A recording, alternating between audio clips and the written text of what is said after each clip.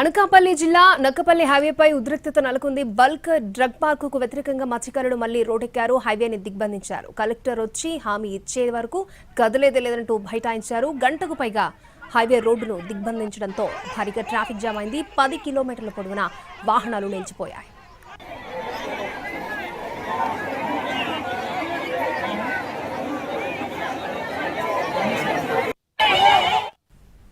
Collector వచ్చి హామీ ఇచ్చే వరకు అక్కడి నుంచి కదిలేదే లేదు అంటూ కూడా ఉద్రిక్త పరిస్థితి అయితే నెలకొంది. బల్క్ డ్రగ్ పార్కుకు వ్యతిరేకంగా అక్కడ ఆందోళన చేస్తున్నారు. రైట్, ఇదే అంశానికి సంబంధించి మరిన్ని అప్డేట్స్ మా ప్రతినిధి రవిచంద్ర అందిస్తారు. రవిచంద్ర,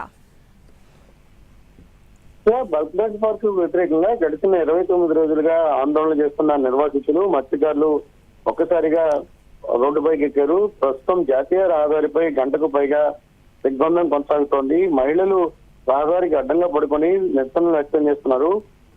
అనకాపల్లి జిల్లా కలెక్టర్ వచ్చి స్పష్టమైన హామీ ఇవ్వాలి, బల్క్ డ్రగ్ పార్క్ ఏర్పాటును రద్దు చేసుకుంటున్నట్టుగా ప్రకటించాలని ప్రధానంగా డిమాండ్ చేస్తూ మహిళలంతా కూడా నడి రోడ్డుపై కూర్చొని ఆందోళన వ్యక్తం చేస్తున్న కారణంగా భారీగా ట్రాఫిక్ జామ్ అయితే ఏర్పడింది. కలకత్తా చెన్నై ప్రధాన రహదారి పైన దాదాపు 10 కిలోమీటర్ల ట్రాఫిక్ జామ్ ఏర్పడిన వాహనాలన్నీ కూడా ఆగిపోవడంతో ప్రయాణికులు కావచ్చు లేకపోతే లాజిస్టిక్ రవాణాలో ఉన్న వారంతా కూడా ఇబ్బందులు ఎదుర్కొంటున్నారు. ఖచ్చితంగా కలెక్టర్ అయితే సంఘటనా స్థలానికి రావాల్సిందే, హామీ ఇవ్వాల్సిందే అనేది ప్రధానమైన డిమాండ్ గా ఉంది.